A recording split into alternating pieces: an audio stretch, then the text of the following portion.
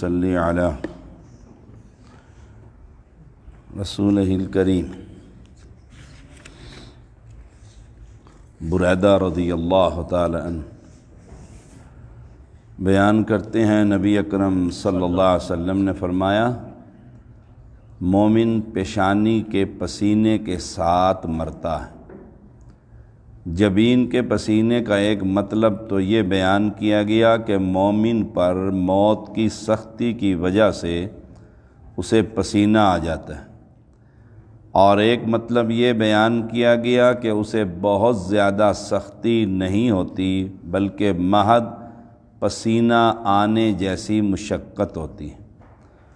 اور یہ مطلب بھی بیان کیا گیا کہ مومن حلال کمائی کرنے کے لیے کوشش اور محنت کرتے ہوئے زیادہ سے زیادہ نیکیاں کمانے کی کوشش کرتے ہوئے دوڑ دھوپ کرتا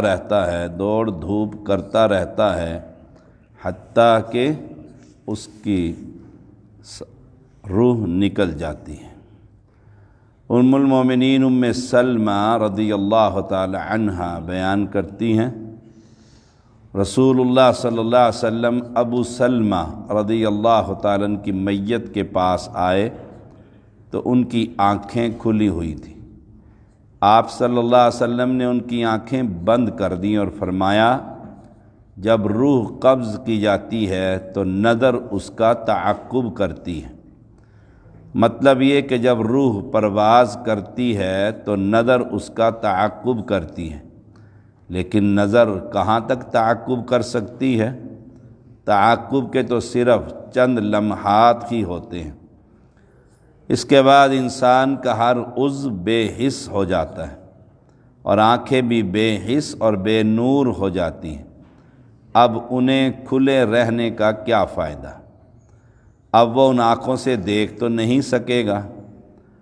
آنکھیں بند کر دینے میں یہ حکمت ہے، اگر میت کی آنکھیں کھلی رہیں تو یہ ایک ناپسندیدہ منظر ہوتا ہے اور بعد انسان اس سے خوف بھی محسوس کرتے ہیں، لیکن اگر آنکھیں بند ہوں تو اس کی ظاہری کیفیت نیند جیسی ہوتی ہے، جو ایک مانوس منظر ہے۔ اس طرح دیکھنے والے کو میت ایک قابل احترام صورت میں نظر آتی ہے۔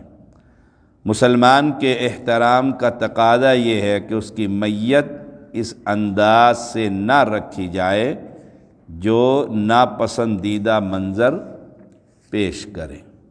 شداد بن اوس رضی اللہ تعالیٰ عنہ بیان کرتے ہیں، رسول اللہ صلی اللہ علیہ وسلم نے فرمایا، جب تم اپنے فوت ہونے والے کے پاس موجود ہو تو ان کی آنکھیں بند کر دیا کرو، کیونکہ نظر بھی روح کے پیچھے پیچھے جاتی ہے، اور اچھی بات کہو، کیونکہ اس وقت گھر والے جو کچھ کہتے ہیں فرشتے اس پر آمین کہتے ہیں۔ وفات کے بعد میت کا ذکر اچھے انداز میں کرنا چاہیے اور اس کے حق میں دعائے خیر کرنی چاہیے۔ مثلا یوں کہے، اللہ تعالیٰ اس پر رحمت کرے، اسے معاف کرے، اسے جنت عطا کرے۔ نامناسب باتیں اور اس کے عیب بیان کرنے سے اجتناب کرنا چاہیے۔ اسی طرح جو ورثاء ہیں انہیں بھی اچھی بات کہیں، اللہ تمہیں صبر دے، اللہ آپ لوگوں کی مدد فرمائے، آخرت کی تلقین کریں، جیسے یہ بزرگ فوت ہو گئے ہیں ابا جی، کل کو ہم نے بھی سب نے مر جانا ہے۔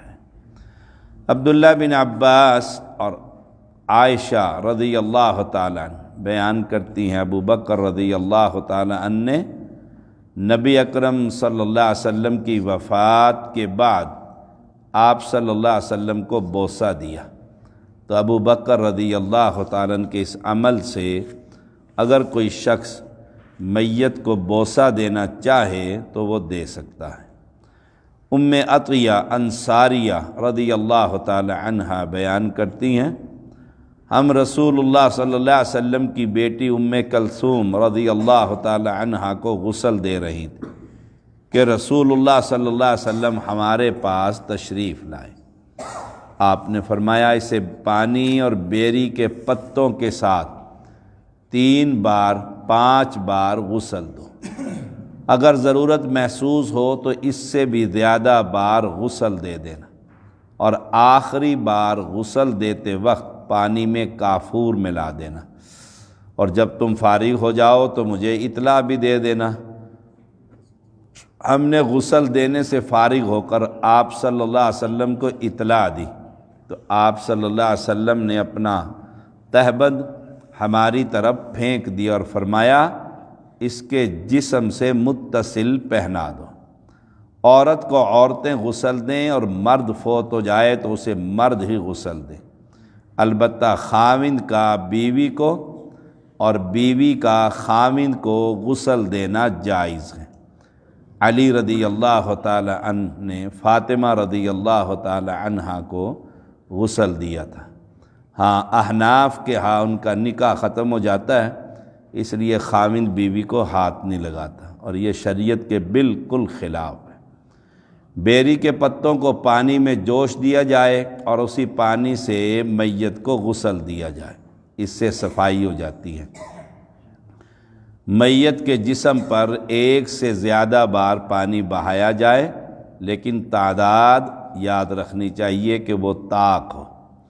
کافور کی خوشبو کیڑے وغیرہ قریب نہیں آنے دیتی، اس لیے آخری بار جو پانی بہایا جاتا ہے اس میں کافور ڈال لینا چاہیے، اور ہر شخص کو غسل کا طریقہ آنا چاہیے، کم از کم اپنے والدین کو وہ غسل دے سکے، اپنی اولاد کو دے سکے۔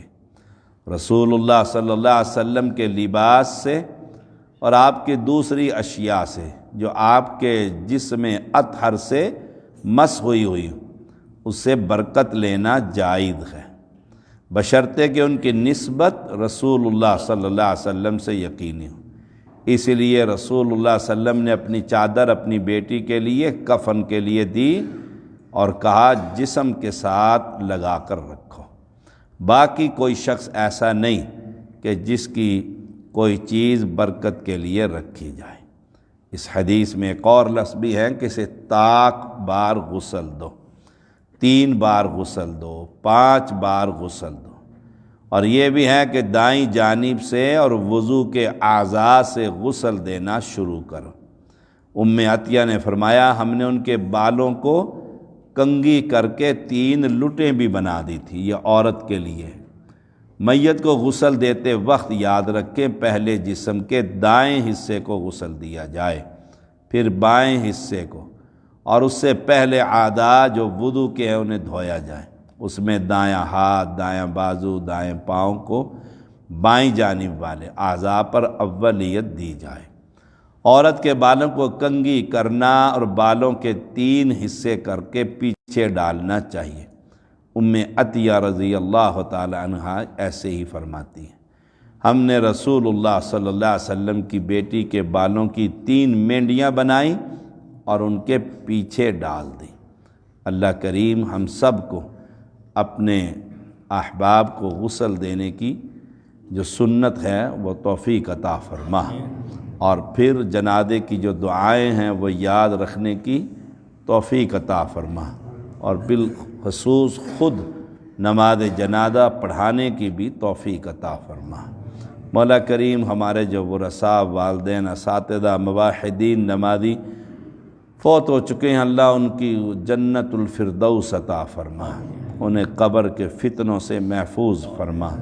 مولا کریم مسجدوں میں جو یہ موذی مرض کی وجہ سے تنگی ہے، اللہ یہ تنگی دور فرما، ہر مسلمان کو اس موذی مرض کرونا سے محفوظ فرما۔ جو بیمار ہیں اللہ انہیں صحت کامل عاجل عطا فرما۔